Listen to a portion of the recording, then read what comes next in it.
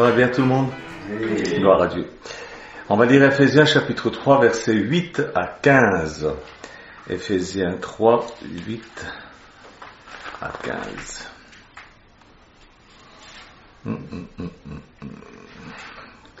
À cause de lui, à cause de Jésus, je me suis laissé dépouiller de tout et je considère tout cela comme des ordures afin de gagner Christ et d'être trouvé en lui, non avec ma justice, celle qui vient de la loi, mais avec celle qui s'obtient par la foi en Christ à cause de la justice qui vient de Dieu et qui est fondée sur la foi.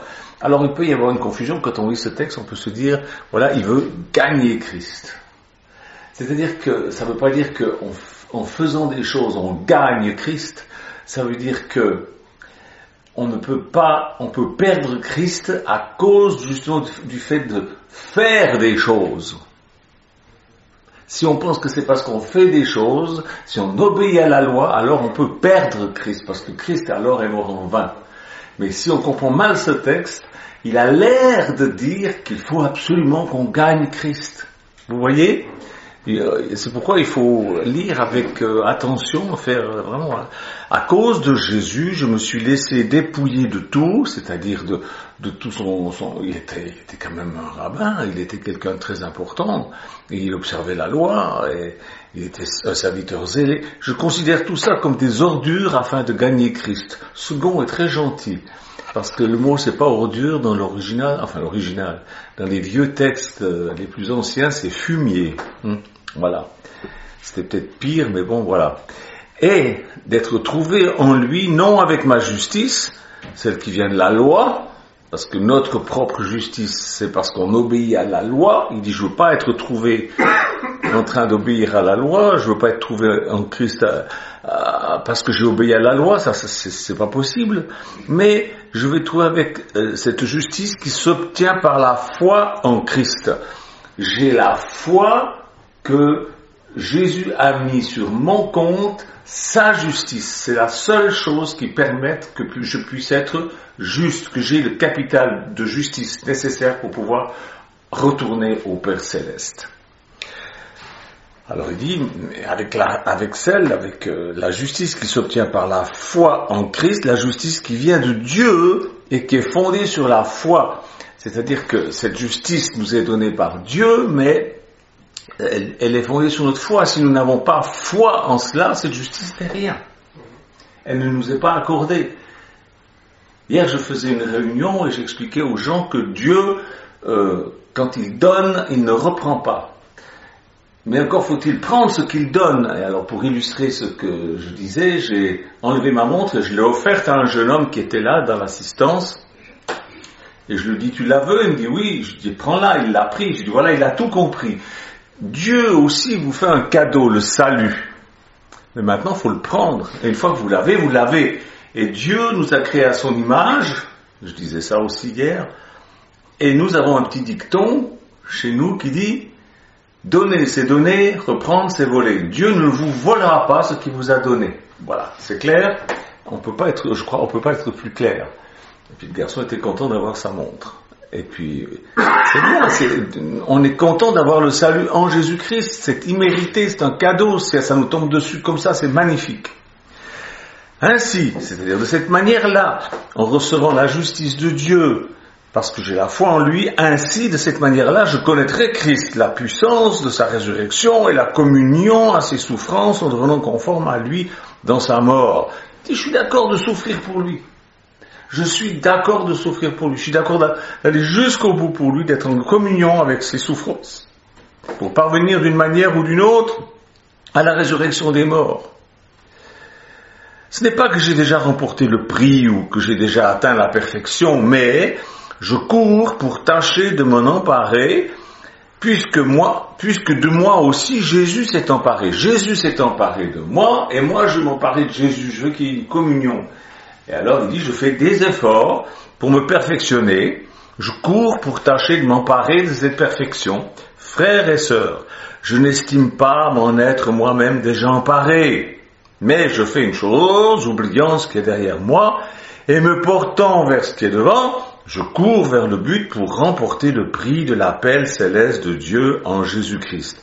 Alors, je cours vers le but pour remporter le prix de l'appel céleste. L'appel céleste a été donné, il a reçu cet appel, il court pour arriver au but, non pas pour pouvoir entrer grâce à ses efforts dans le royaume de Dieu, mais pour pouvoir arriver avec des bras chargés de gerbes, pour pouvoir dire à Dieu, voilà, j'ai souffert pour toi, j'ai fait beaucoup de choses pour toi, et le Seigneur dira, c'est bien, entre, bon et fidèle serviteur, et puis il lui donnera des récompenses. C'est ça qu'il est en train de dire. Ça va avec tout le reste de ce qu'il dit. Nous tous, donc, qui sommes mûrs, j'espère que vous êtes mûrs, je sais que ceux qui m'écoutent ici le sont, mais maintenant je connais pas tous les gens qui m'écoutent sur Internet. Nous tous, donc, qui sommes mûrs, adoptons cette attitude. Il faut adopter cette attitude. Il faut l'adopter. Et si vous êtes d'un autre avis sur un point, Dieu vous éclairera là-dessus aussi. Il se débarrasse là-dessus. Ça a l'air de dire, j'en ai marre de vous expliquer. Si vous êtes d'un autre point, maintenant que Dieu vous éclaire, et puis c'est marre, quoi. Il devait en avoir assez, lui aussi, de toujours être confronté à ces gens qui sont là en train de vouloir gagner leur salut par leurs œuvres et tout. C'est une déviation du message de Christ. C'est quelque chose de terrible. Et ça, on le rencontre toute notre vie en tant que serviteur de Dieu. On rencontre sans arrêt des gens qui sont dans cette position, qui savent, ils disent, oui, Jésus est mort à ma place, mais quand même, il faut que... Bon. Alors, arrêtez de vous torturer, cessez de courir après l'image idéale qui n'existe pas dans la vraie vie. Il n'y a que Jésus qui a été parfait, vous ne le serez jamais sur cette terre. On marche ou on court, il y en a qui marchent, il y en a qui courent, mais vers la perfection, comme l'apôtre Paul. On n'a pas atteint le but, vous ne pouvez pas dire que vous avez atteint le but, je ne peux pas dire que j'ai atteint le but.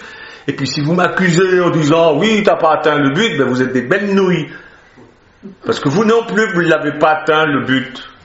Camilla me disait, tu vois, quand tu juges quelqu'un, tu pointes ton doigt sur quelqu'un, tu en as 3 dessous qui te pointent, qui te visent. Donc quand tu juges quelqu'un, tu es jugé 3 fois plus. Et paf, on s'en dans ta tronche. Camilla, elle disait ça, elle avait raison. C'est des choses toutes simples, mais après ça reste gravé. Vous voyez, ça fait plus de 30 ans qu'elle ça fait 40 ans qu'elle me l'a dit. J'ai pas oublié.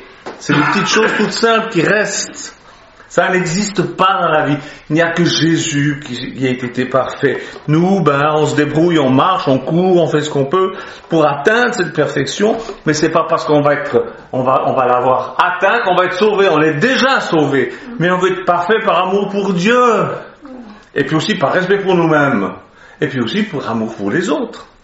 Même Paul disait, j'ai pas atteint encore. Et il était sincère. Et je suis sûr que quand les Corinthiens ont reçu cette lettre où il disait, j'ai pas encore atteint la perfection, il y en a quelques-uns qui ont dit, ça on le sait bien, hein? Parce qu'ils le connaissaient. Ils le connaissaient. Comme ceux qui disent, ouais, j'entends, il peut dire ce qu'il veut, on le connaît. Ben oui. Et alors? Qu'est-ce que ça peut bien faire? Vous êtes sur votre chemin en train de courir, je suis sur le mien en train de courir, arrêtez de me mettre des pattes, de me faire des croche-pattes, des croche-pieds on dit, en Suisse on dit des croche-pattes. Faites confiance à Jésus qui est la source de la vie. Il est la source et nous on est en train de remonter jusqu'à la source. Un peu comme les saumons qui remontent, n'est-ce pas? Alors des fois c'est pas facile parce que le torrent, la source c'est Jésus, on remonte vers la source. Alors ne faites pas partie de ce collège, de ce cortège de clones. Je pourrais même dire de clowns, mais le vrai mot c'est clone. C'est-à-dire, vous savez, ces gens qui sont clonés, qui sont tous pareils, pas clownés. Clowné, j'aime beaucoup le petit café clowné. Mais ne faites pas partie de ce cortège de clones, de gens qui sont formatés dans les églises et qui sont enfermés dans leur mal-être. Ne faites pas partie de ce cortège. Ils souffrent et ils osent même pas l'avouer. C'est terrible. Ils perçoivent leur souffrance comme une faiblesse, mais c'est pas vrai. La Bible dit que nous sommes un peuple de rois sacrificateurs. Pas des clones qui ont maquillé leur tristesse avec un masque de fausse joie. Alléluia! Vous connaissez ça? Et les gens, alléluia, alléluia, puis vous sortez du culte, ça va? Oh frère, encore vas-y, là. Maquillage, ça tient pas longtemps, hein. Arrêtez-vous, si vous marchez dans ce cortège de clones. Arrêtez-vous. Écoutez-vous. Entrez en rapport avec vous-même. Comme l'a fait le fils prodigue. Le fils prodigue, il est rentré en lui-même. Et il a vu clair, il s'est rendu compte. Dites non à cette vie de clone. Et de clown. Dites non, je veux plus. Arrêtez de succomber à l'appel des mauvais esprits qui vous poussent à vous comparer aux autres tout le temps. C'est terrible ça. C'est terrible. Il est plus beau. Il est plus intelligent. Elle est plus belle. Elle est moins grosse. Il a de la chance. Elle est plus douée que moi. Et alors? Bon. Il y a des choses on peut corriger. On peut arranger, on peut s'améliorer. De voir quelqu'un qui est beau, on peut se dire, oui, tiens, quoi. Et puis on peut faire quelque chose pour améliorer.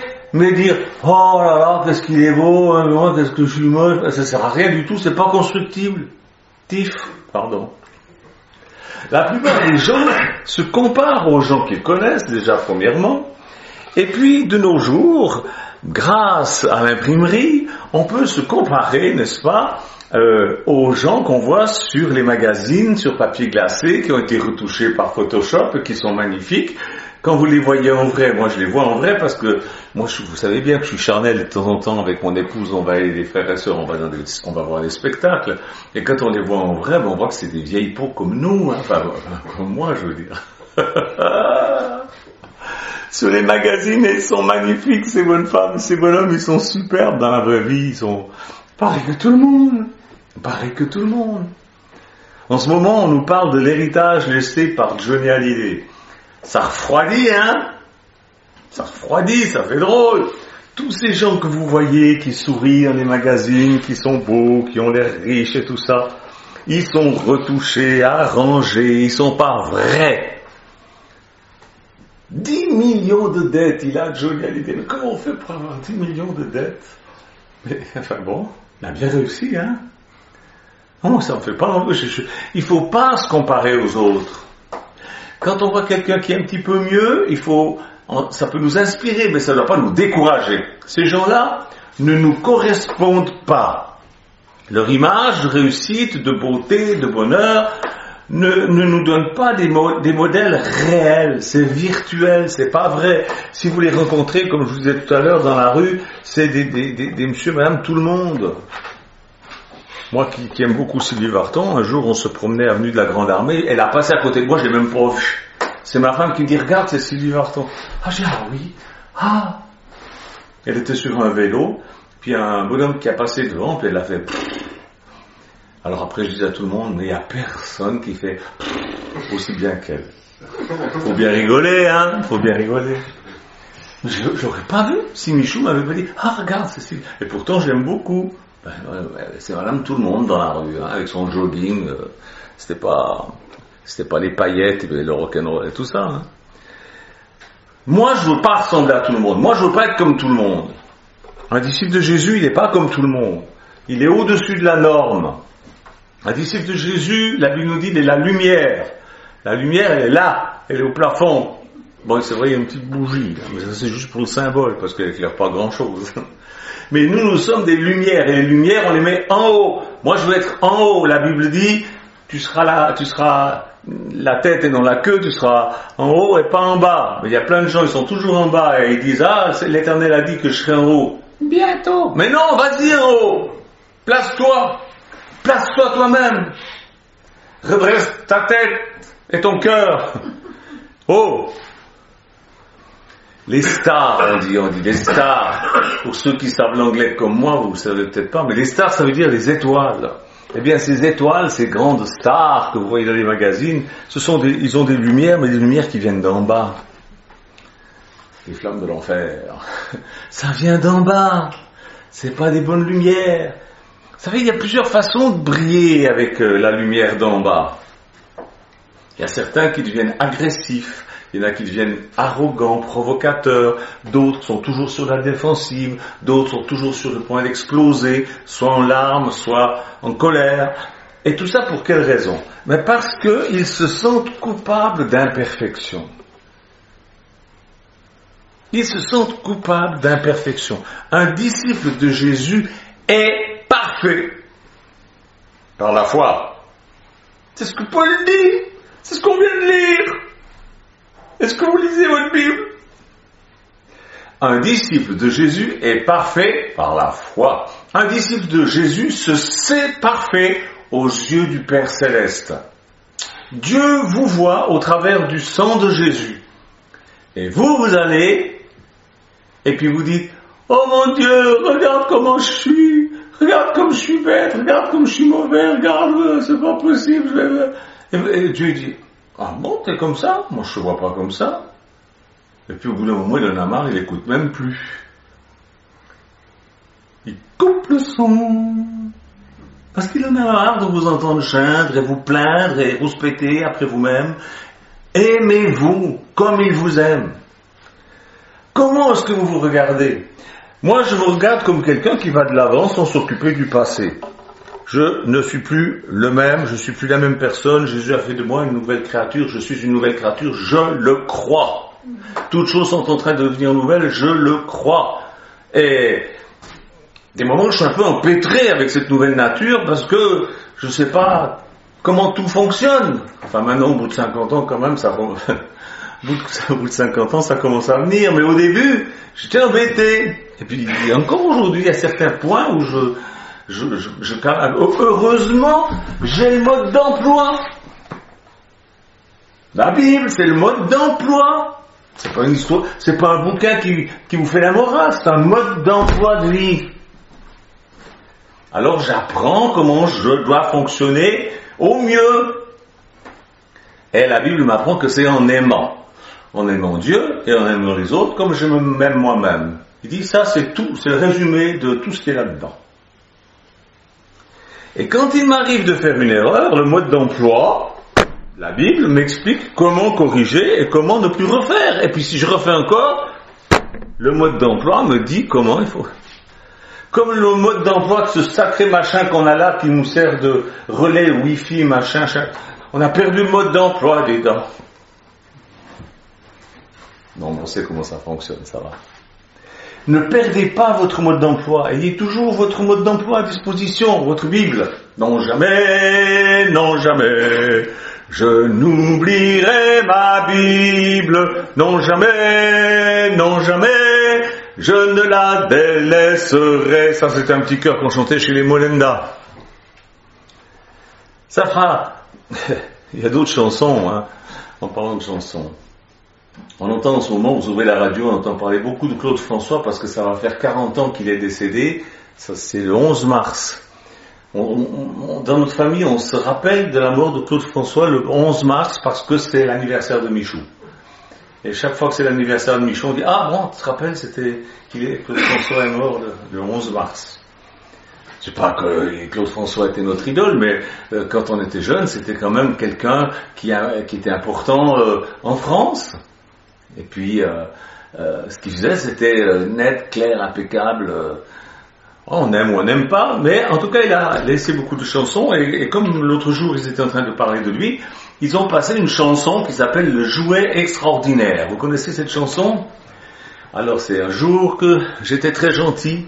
Mon père me rapporta un jouet extraordinaire, alors que j'ai pris dans mes bras, et quand je l'ai posé par terre, ça faisait zik, quand ça roulait, paf, quand ça tournait, brrr, quand il marchait, je ne sais pas ce que c'était, et je crois que je ne saurais jamais. Voilà, ça c'était la chanson, le jouet extraordinaire.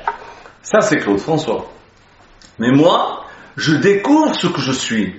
Il n'a jamais trouvé ce que c'était que ce jouet extraordinaire, mais moi je sais ce que je suis. Je sais le jouet extraordinaire que je suis. Je sais quel jeu je dois jouer. Je sais qui je suis, et je sais que je serai encore plus parfaitement le jour de la résurrection. Quand je serai véritablement manifesté sans ce corps de chair qui m'embête, qui me limite. Je découvre ce que je suis, cette nouvelle créature extraordinaire, et comme je vous le disais, si je fais une erreur, je suis pardonné, je le sais parce que je l'ai lu dans le mode d'emploi, j'ai pas besoin de le sentir, j'ai qu'à le croire. Croyez. Dieu l'a dit une fois, c'est suffisant. Il n'y a pas besoin de répéter tout le temps. Il n'a pas besoin de vous confirmer par la paix que vous êtes pardonné. Beaucoup de gens disent « Oh, je ne sens pas encore la paix de mon salut, Dieu m'a pas encore... » Quoi? Mais c'est quoi cette espèce de religion à 2 balles? Jésus vous a pardonné il y a 2000 ans. Il a dit que si vous péchez, vous confessez votre péché, il est fidèle et juste pour vous pardonner, vous purifier de tout péché, et vous vous attendez de sentir qu'il vous a pardonné. Mais c'est débile. C'est une insulte à Dieu. Faut pas faire ça.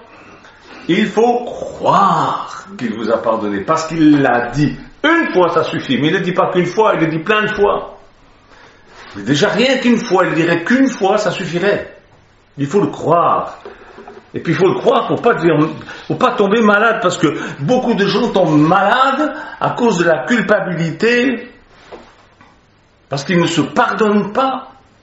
Parce que c'est ça la vérité. C'est pas qu'ils croient pas que Dieu les pardonne, c'est qu'ils ne se pardonnent pas. Alors, ils s'en veulent toujours et ils voudraient avoir la paix. Foutez-vous la paix, vous-même. Arrêtez de vous tourmenter, arrêtez. Ça veut pas dire que vous devez oublier les bêtises que vous avez faites en disant, non, c'est pas grave. Non, c'est pas ça. C'est pas non plus nier ce que vous avez fait.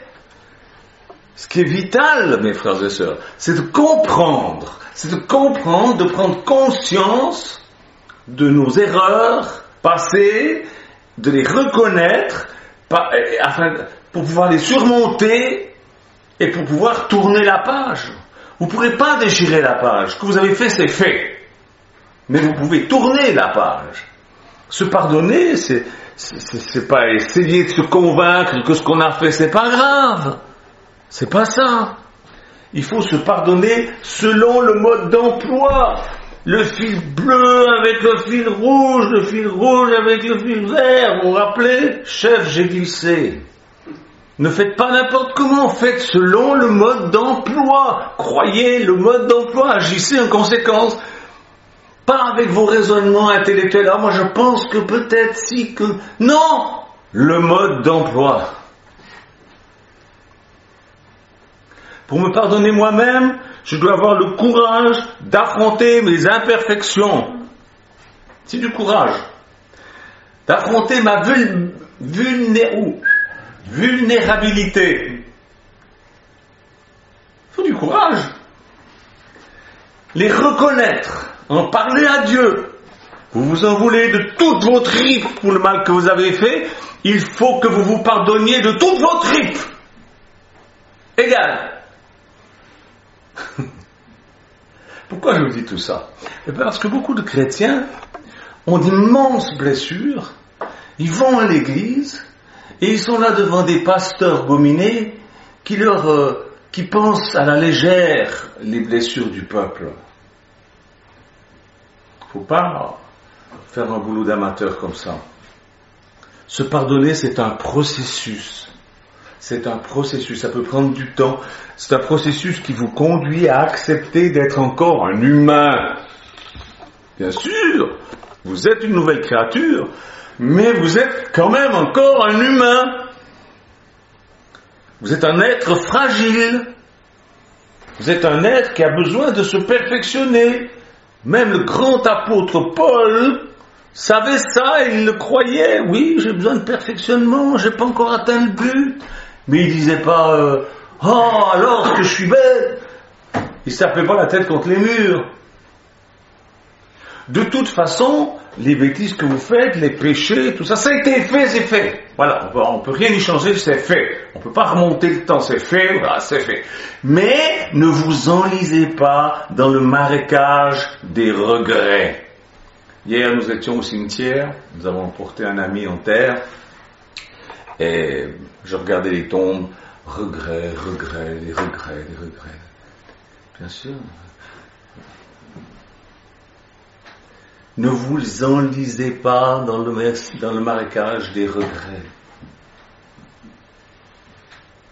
Reconstruisez au lieu de vous empoisonner la vie avec des regrets. Apaisez-vous vous-même. Vous ne serez jamais parfait. Vous referez des bêtises. C'est le signe initial de votre nature humaine. J'aime bien dire le signe initial. C'est un terme très pentecôtiste, ça. Par contre, arrêtez de vous ranger. Autorisez-vous à être ce que vous êtes. Avec vos défauts, avec vos qualités. On a autant de défauts que de qualités. Alors, vous vous rendez compte le nombre de défauts que j'ai avec toutes les qualités. Ouais, Michel, t'es orgueilleux. Vous ne pouvez pas progresser sur le chemin de la progression si vous ne vous aimez pas, si vous ne vous pardonnez pas, si vous ne vous connaissez pas, si vous ne connaissez pas vos limites, si vous ne connaissez pas vos qualités et vos défauts, et si vous n'êtes pas en train de travailler sur vos défauts avec une foi positive en Jésus-Christ qui vous a déjà pardonné et qui n'est pas fâché contre vous. Pourquoi vous êtes fâché contre vous? Jésus lui-même n'est pas fâché contre vous. Il faut radicalement que vous transformiez le rapport que vous avez avec vous-même. Avec vous-même. Faites-vous confiance pour avancer. Ouais, la Bible dit malheur à l'homme qui met sa confiance dans l'homme. Mais vous n'êtes pas des hommes, vous êtes des fils de roi, des fils de Dieu maintenant. Faites marcher cette nouvelle nature qui est en vous. Arrêtez d'être simplement des hommes ou des femmes. Jésus est avec vous, portant le joug avec vous, comprenant vos chagrins et vos douleurs et vos désillusions. C'est toi et moi, c'est la chanson aussi. Contre le monde entier, toi seul à mes côtés, comprenant mes faiblesses. Mais là, Jésus vous comprend, il vous connaît, il sait. Il est votre bien-aimé. Il vous en veut pas. Même les bêtises que vos enfants font, c'est pas vos enfants font des bêtises, mais vous n'allez pas les haïr à cause des bêtises qu'ils font. Et méchants comme vous êtes, vous continuez à les aimer. Alors, pensez, Dieu qui vous a créé vous aime toujours. Il ne nous a pas rejetés. Pourquoi vous vous rejetez? Pourquoi vous vous mettez dans un trou? Pourquoi vous vous enlisez dans la culpabilité comme ça? Regardez-vous avec compassion comme Jésus vous regarde. Vous ne serez jamais l'idéal qu'on voit dans certaines séries de télévision. Vous ne serez jamais Monsieur Ingalls. Vous ne serez jamais Madame Ingalls, la femme parfaite, l'épouse parfaite.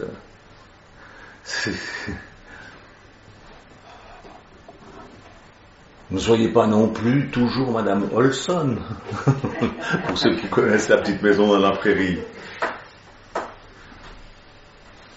Vous ne correspondez à aucun modèle sinon Jésus. C'est le plus haut, c'est le plus grand, mais c'est le plus vrai. C'est le seul vrai modèle authentique. Et si ce modèle vous semble trop élevé, sachez que c'est un mensonge du diable. Ça n'est pas vrai, c'est pas trop élevé. Il a dit que vous pouvez le faire. Parce qu'il a dit que vous êtes de sa nature. Et que vous avez un marché de progrès en progrès. Il le sait. Il vous a fabriqué. Ce jouet extraordinaire que vous êtes, c'est lui qui l'a fabriqué. Ne vous laissez donc pas paralyser par la peur, ou par l'impatience, ou par le découragement, non. Jésus n'est pas en colère contre vous. Pas du tout. Alors arrêtez d'être en colère contre vous. S'il vous plaît. Jésus disait, la paix soit avec vous. Il vous donne sa paix. Ne contrariez pas sa paix. Laissez-la s'installer en vous et puis allez la procurer ailleurs. Ah, qu'ils sont beaux les pieds de ceux qui portent de bonnes nouvelles, qui portent la paix, qui sont... Voilà. Il y a des gens, quand on les voit arriver, on dit « Ouh là là, j'ai pas quelque chose à faire là, il faudrait que je me taille. » Puis d'autres, on dit « Waouh, super, on va passer un bon moment. » Il faut que vous soyez de cette sorte de personne. Quand vous arrivez quelque part, c'est bonnard, comme on dit en Suisse. On aime bien être avec vous parce que vous n'êtes pas un vieux ronchon. Laissez la paix s'installer en vous, puis ensuite, eh bien, vous pourrez procurer la paix. Les gens ont tellement besoin de paix. Qu'est-ce que Jésus veut que nous prêchions? La bonne nouvelle, l'évangile. D'accord? Mais qu'est-ce que Jésus veut que nous vivions? Eh bien, la paix que donne cette bonne nouvelle. C'est quand même pas compliqué. C'est dans le mode d'emploi. Ne gâchez pas votre vie en vous faisant des reproches, parce que quand vous faites ça, vous oubliez la grâce. Vous oubliez la grâce. Progressez. Sortez du troupeau des clones et des clowns qui se complaisent, n'est-ce pas, dans une fausse joie religieuse, et puis qui en fait ont un petit côté vicieux parce qu'ils aiment bien qu'on les plaigne. En plus. Jésus a dit, je vous donne ma paix. Prenez-la. Comme le garçon hier a pris la montre. Prenez-la, cette paix qu'il vous donne. Mais comment faut faire? Mais déjà, premièrement, tu éteins ta radio, tu n'écoutes plus Claude François. Tu éteins ta radio, tu poses ton bouquin, tu restes assis sur ton fauteuil, ou allongé sur le sol, ou sur ton... peu importe, mais ne fais rien. C'est quand tu fais rien que tu fais beaucoup de choses. Ne fais rien. Tiens, reste comme ça 10 minutes. Tu vas avoir un de ces fourbis dans ta tête de penser du tout machin. Le lendemain, tu refais. Le surlendemain, tu refais. Au bout d'un moment, tu vas voir que tes pensées, elles vont se...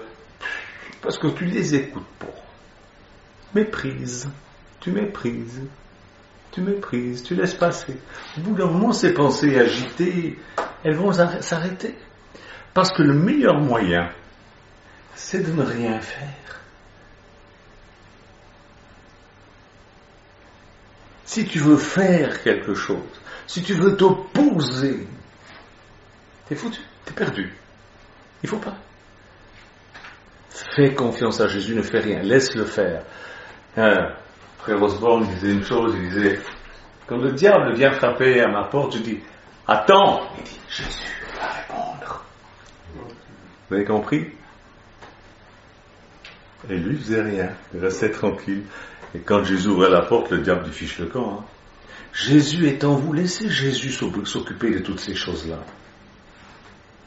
De la paix, il y en a pour tout le monde, n'ayez pas peur d'en prendre de trop. Il y en a pour tout le monde, ne vous gênez pas, si les autres n'en veulent pas, prenez-en, servez-vous, puis ensuite allez la distribuer à ceux qui n'en veulent pas de Jésus, ils la voudront peut-être bien de vous. Ils en ont tellement besoin. Une fois que ils auront écouté vos paroles et qui vous diront, ah, ce que tu m'as dit m'a fait du bien, tu leur dis, je l'ai pris dans la Bible, dans le mode d'emploi. Ah bon? Parce que les gens ignorent la plupart du temps ce que la Bible dit. Alors vivez en paix avec Dieu, avec vous-même, avec les autres, dans la mesure du possible. Parce que c'est sûr qu'il y en a qui veulent pas la paix. Alors ceux-là, on se tire, on met 650 km entre eux et nous, et on vit tranquille. Mais dans la mesure du possible, soyez en paix avec tout le monde.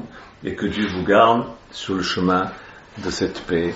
Amen et Amen. Que Dieu vous bénisse. Merci Jésus. Oui, bénis à mes frères et sœurs. Je sais que ce message ne s'adresse pas à tout le monde ce matin. Il y en a qui ont déjà compris depuis longtemps ces choses, mais je sais qu'il y en a tellement encore qui souffrent et je te prie que tu permettes que ces gens qui ont écouté ça puissent être bénis. Et je te demande qu'ils aient aussi l'intelligence et la gentillesse de faire écouter ce message à des gens qui sont tourmentés par leur propre culpabilité. Merci Seigneur mon Dieu. Amen. Amen. Au revoir. Dieu vous bénisse.